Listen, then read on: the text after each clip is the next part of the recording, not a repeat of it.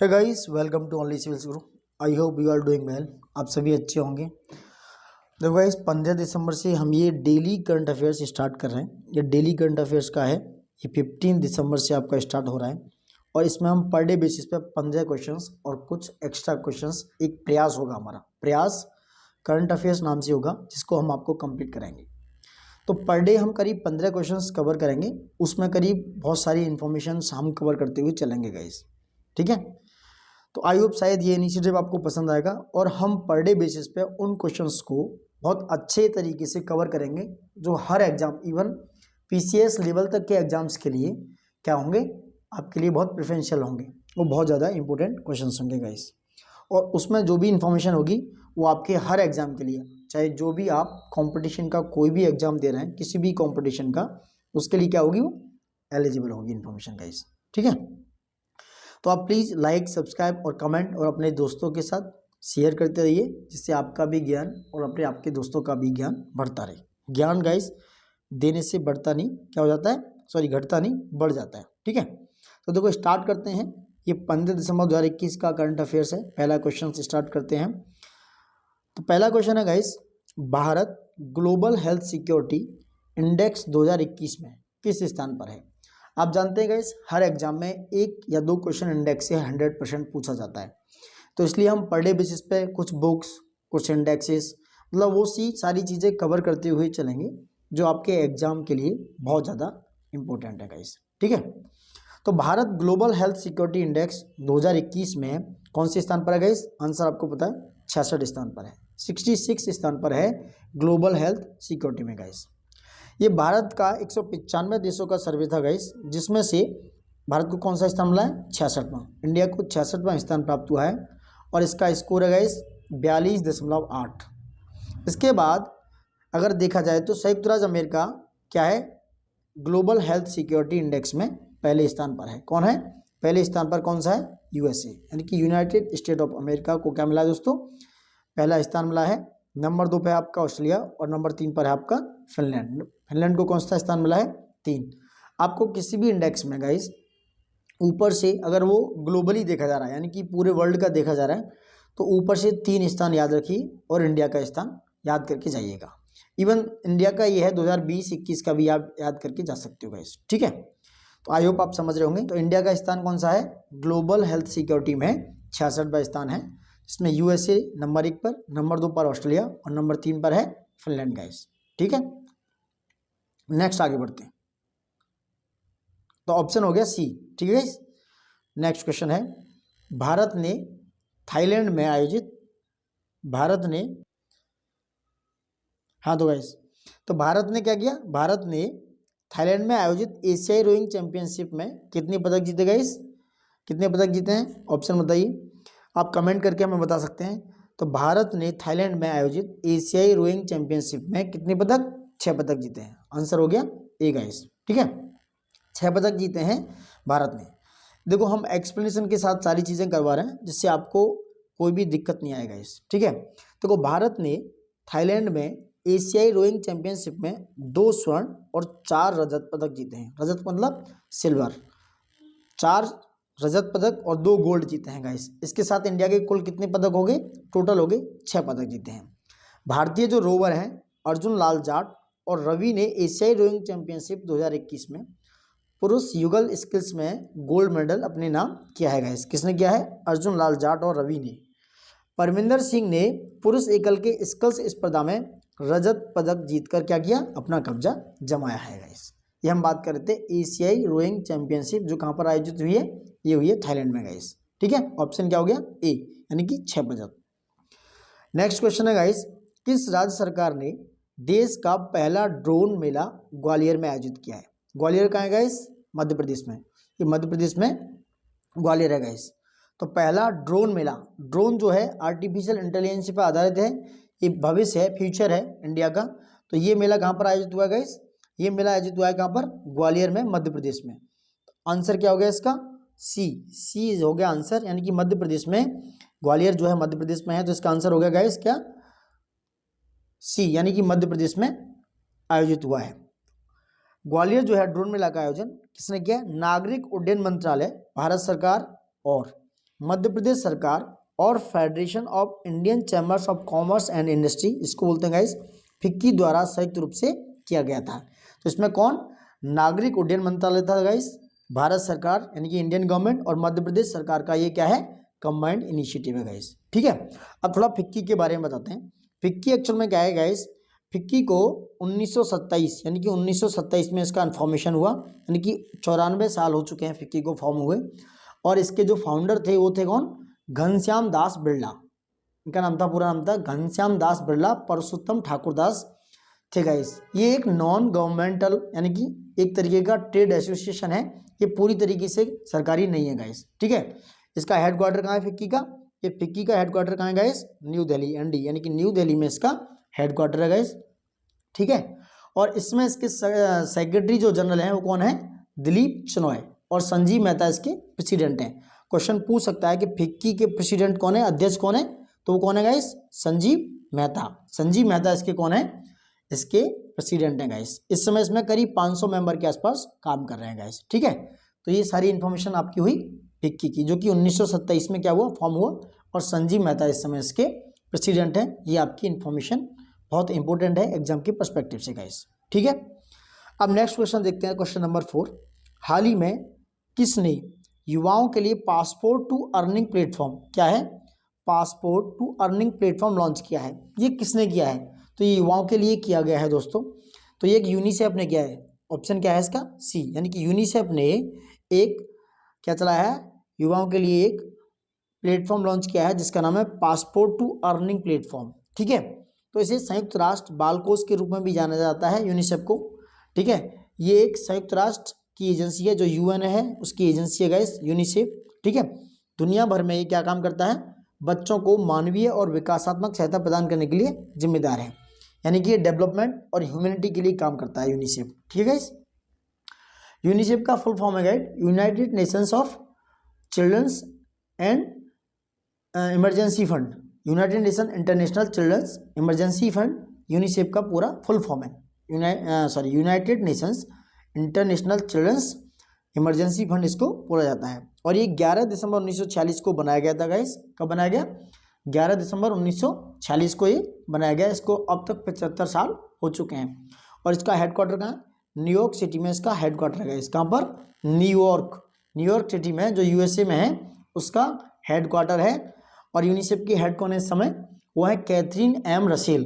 क्या नाम है, कैथरीन, यानी कि CATHERINE, Catherine M Russell, RUSSELL, Catherine M Russell इसकी कौन है, हेड है इस समय गाइस। ठीक है, और ये पेरेंटल यानी कि पेरेंट ऑर्गेनाइजेशन है यूनाइटेड नेशन जनरल असेंबली का, जिसको हम क्या बोलते हैं, UNGA गाइस। ठीक है, देखो आई होप आप समझ पा रहे हैं और हम आप तक अपनी बात को समझा पा रहे हैं।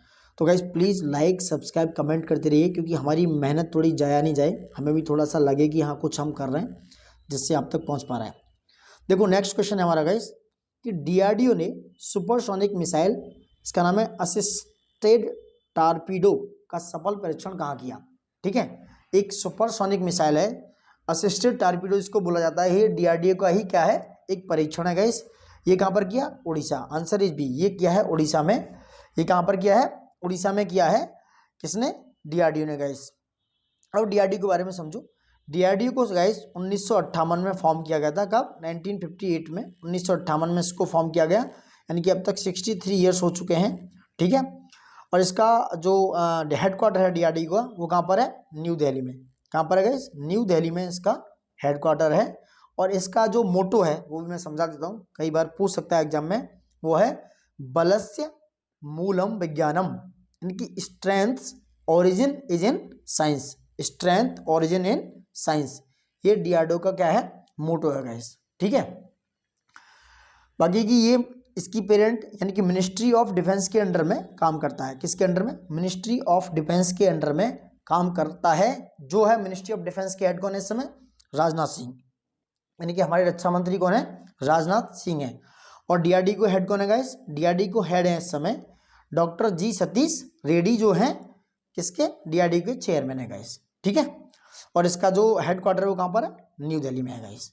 ठीक है, आई होप मैं अपनी बात आप तक समझा पा रहा हूँ और आप हमारी बातें समझ रहे हैं। देखो ये पूरा इन्फॉर्मेशन एक्सप्लेनेशन है, आप पढ़ सकते हैं। भारत ने आज उड़ीसा में बालासोर के तट पर लॉन्ग रेंज सुपरसोनिक मिसाइल, इसको बोलते हैं असिस्टेड ऑफ टारपीडो, इसका नाम है स्मार्ट। स्मार्ट का फुल फॉर्म क्या है? Supersonic missile assisted of torpedo, जिसको बोलते हैं स्मार्ट, को सफलतापूर्वक लॉन्च किया। इस लॉन्चिंग के बाद डीआरडीओ ने कहा कि टारपीडो की पारंपरिक सीमा से कहीं ज़्यादा एंटी सबमरीन वॉरफेयर क्षमता बढ़ाने के लिए इस सिस्टम को डिजाइन किया गया है। यह एक ऐसा सिस्टम है जिसमें टारपीडो के साथ मिसाइल भी होता है। ऐसे बहुत ज़्यादा highly long range supersonic missile है जो हमारे आईटीआर उड़ीसा के बालासोर से इसको लॉन्च किया गया। ठीक है guys, it's very very informative information. Please like subscribe guys करते रहिए। देखो हम कितनी मेहनत कर रहे हैं आपके लिए, इन्फॉर्मेशन को जोड़ रहे हैं, ऐड कर रहे हैं इधर उधर से, तो आप समझ सकते हो गाइस। ठीक है, देखो नेक्स्ट क्वेश्चन, किसने दिल्ली में योगशाला कार्यक्रम शुरू किया? आंसर है गाइस दिल्ली के सीएम अरविंद केजरीवाल ने। तो आंसर इज डी। तो अरविंद केजरीवाल ने योगशाला कार्यक्रम की शुरुआत दिल्ली में की। यानी कि दिल्ली के मुख्यमंत्री अरविंद केजरीवाल जी ने सोमवार को दिल्ली की योगशाला कार्यक्रम की शुरुआत की, जिसका मकसद था कि राष्ट्रीय राजधानी के निवासियों को प्रशिक्षित शिक्षकों के दिशा निर्देश में योग करने में मदद करना है।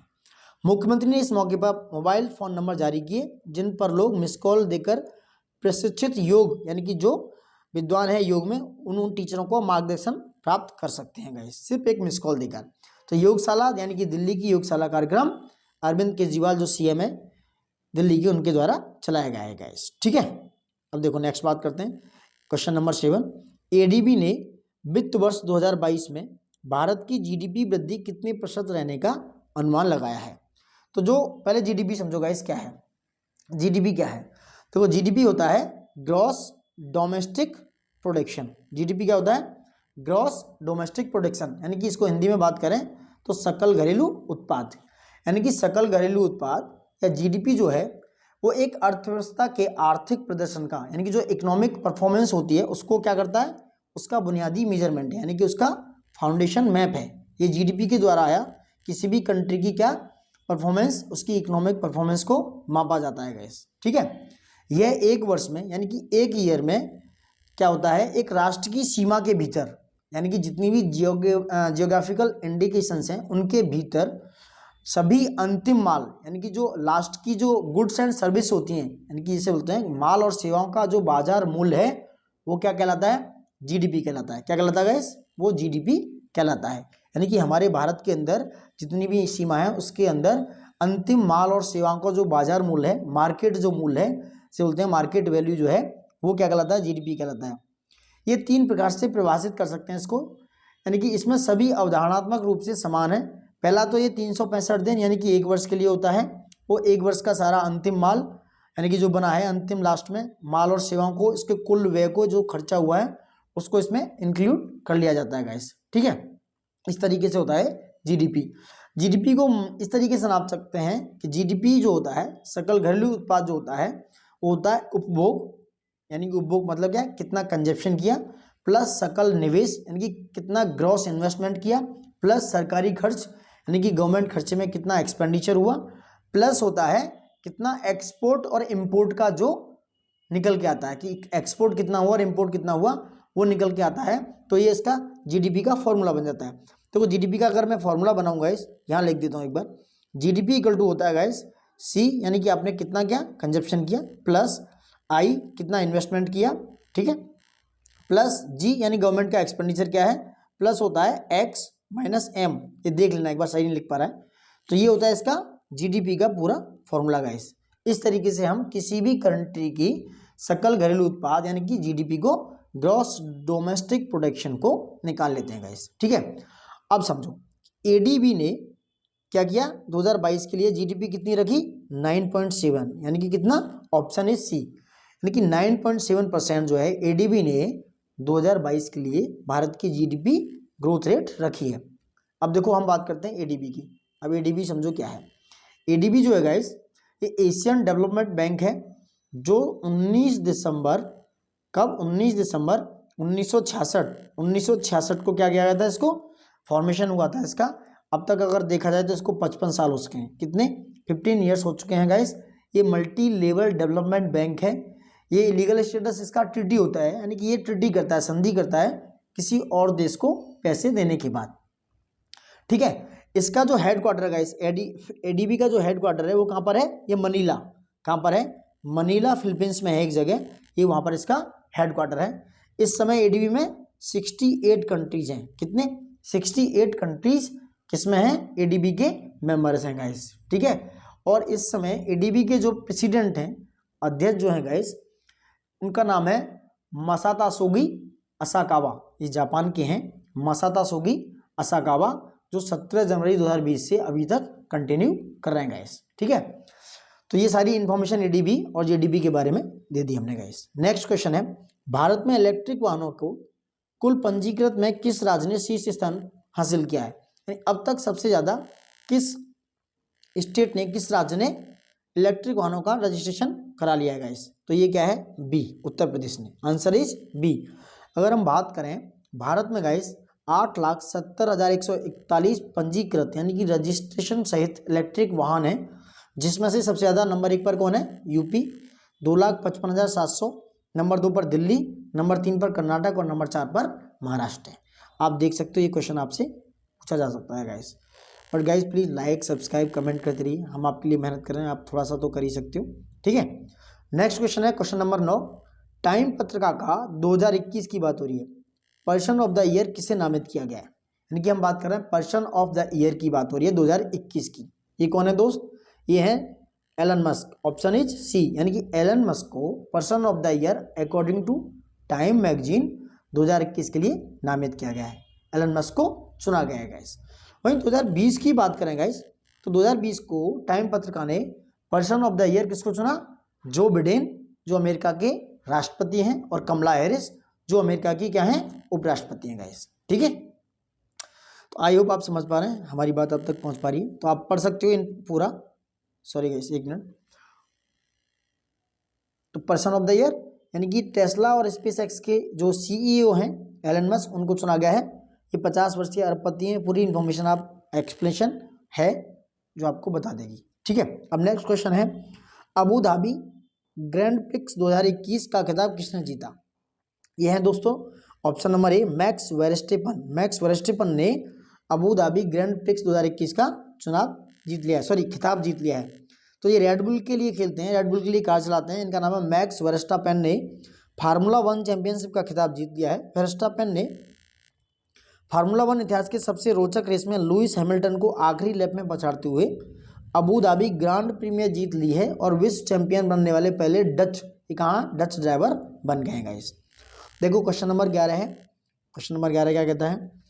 Doctor Ida Scudder the humanitarian oration award, doctor Ida Scudder humanitarian award 2021 की बात हो रही है, इसे किसे नामित किया गया है? तो doctor Ida Scudder humanitarian award 2021 का अजीम प्रेमजी किसको मिला है? ये विप्रो लिमिटेड के सह संस्थापक हैं अजीज प्रेम जी को मिला गया है दोस्तों। और सबसे बड़ी बात यह है, सबसे ज़्यादा दानवीर कहा जाता है इंडिया में इनको, किसको? अजीम प्रेम जी को गाइस, सबसे ज़्यादा दान करने वाले व्यक्ति हैं। क्वेश्चन नंबर 12, नेक्स्ट क्वेश्चन है कि मिस यूनिवर्स 2021 का खिताब किसने जीता है? ये बहुत ही ज़्यादा न्यूज़ में रहा है। तो ये जीता है किसने दोस्तों? Harnaaz Kaur Sindhu. Option number D, ये हरनाज कौर सिंधु ने मिस यूनिवर्स 2021 का खिताब जीता है गाइस। ये 70वां मिस यूनिवर्स खेज था जो 12 दिसंबर को इजराइल में हुआ। कहाँ पर हुआ ये पूछ सकते हैं, तो ये हुआ इजराइल में। इजराइल में ये मिस यूनिवर्स 2021 का जो है पेजेंट हुआ वहाँ पर, और इंडिया ने ये टाइटल 21 साल के बाद, लंबे समय के बाद ये टाइटल जीता गाइस। अब हरनाज सिंधु की बात कर लें तो इनका जो जन्म है 3 मार्च 2000 को हुआ, और इन्होंने चंडीगढ़ की रहने वाली हैं, चंडीगढ़ में इनका जन्म हुआ, और ये मॉडलिंग करती हैं चंडीगढ़ से गाइस। ठीक है, कहाँ की? चंडीगढ़ की रहने वाली हैं हरनाज कौर सिंधु, जो कि क्या बनी है? मिस यूनिवर्स 2021 का खिताब इन्होंने जीता है। अब नेक्स्ट क्वेश्चन की बात करते हैं। पाकिस्तान क्रिकेट बोर्ड ने मुख्य कार्यकारी अधिकारी किसे नियुक्त किया है? तो किसे नियुक्त किया गया? ये किया है फैसल हसनैन को। ऑप्शन नंबर सी, ऑप्शन क्या सही है? सी ऑप्शन सही है कि फैसल हसनैन को पीसीबी का यानी पाकिस्तान क्रिकेट बोर्ड का आईसीसी के पूर्व मुख्य वित्तीय अधिकारी, ये आईसीसी के पूर्व मुख्य वित्तीय अधिकारी रहे हैं, इनको फैसल हसनैन को क्या है?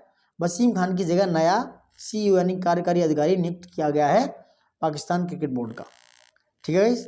अब बात करते हैं नेक्स्ट क्वेश्चन नंबर 14, यानी सरकारी कामकाज को 100% पेपरलेस राजनीति करने वाला शहर कौन सा है। सरकारी काम को यानी गवर्नमेंट के जितने भी कामकाज हैं वो कौन सा ऐसा शहर है, देश है, वो कौन सा है।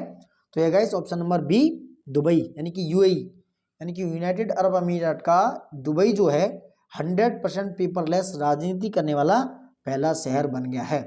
दुबई की सरकार दुनिया की पहली ऐसी सरकार बन गई है जिसका कामकाज पूरी तरह से पेपरलेस हो गया है, जहाँ पर सरकार के 45 कार्यालयों में अब कागज पर कोई काम नहीं होगा। इससे एनवायरनमेंट यानी कि पर्यावरण को तो फायदा पहुंचेगा, साथ ही सरकार को भी सालाना करोड़ों की बचत होगी जो कि कागज में और उसको प्रिंट करने में खत्म होती है गाइस। ठीक है, ये हमारे यहाँ भी होना चाहिए, इंडिया में भी ये सब होना चाहिए guys. Last question of the day, यानी कि दिसंबर 2021 में एसबीआई कार्ड पल्स लॉन्च किया गया है। कब? दिसंबर 2021 में। यह किस क्षेत्र से संबंधित है? It's very very important. तो ये दोस्तों किससे है? ऑप्शन है हमारा सी, यानी कि ये फिटनेस और स्वास्थ्य संबंधी सेवाओं से क्या है, रिलेटेड है। ऑप्शन हो गया सी, यानी कि एसबीआई कार्ड पल्स लॉन्च जो है फिटनेस और स्वास्थ्य संबंधी सेवाओं से क्या है, उस क्षेत्र से रिलेटेड है। इसका एक्सप्लेनेशन समझो थोड़ा सा, यानी कि फिटनेस पर विशेष ध्यान देने वालों के लिए एसबीआई कार्ड ने पल्स क्रेडिट कार्ड बाजार में उतारा है। ये कॉन्टैक्टलेस क्रेडिट कार्ड 1499 रुपये के एनुअल मेंबरशिप फीस है इसकी, 1499 रुपये आपको पे करने हैं, आपको इसकी फ्री मेंबरशिप मिल जाएगी, इतनी फीस है।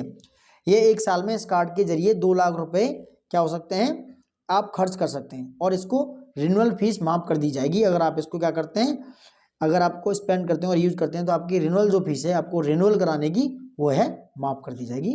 ठीक है, एक साल में। तो ये एसबीआई कार्ड पल्स लॉन्च जो है वो क्या है, फिटनेस से संबंधित है।